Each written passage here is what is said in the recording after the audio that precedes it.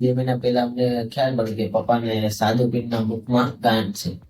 એટલે પછી બીપીએસ યોગીજી મહારાજમાં સંપર્ક આપણે મોનિલ સાહેબ જોડે એમના રિપોર્ટ ને એ બધું બતાવ્યું.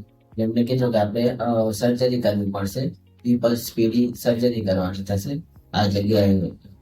તો પછી અમે ડિસિઝન લીધું કે મોનિલ સાહેબ જોડે જ કરાવી ગયા સર્જરી. ને અમે સર્જરી સારી રીતે થઈ ગઈ છે. અત્યારે સર્જરી દરમિયાન 10 દિવસ હોસ્પિટલમાં રહ્યા હતા, ત્યાં પણ હોસ્પિટલ અને સાહેબનો સાથ સહકાર સારો મળ્યો છે.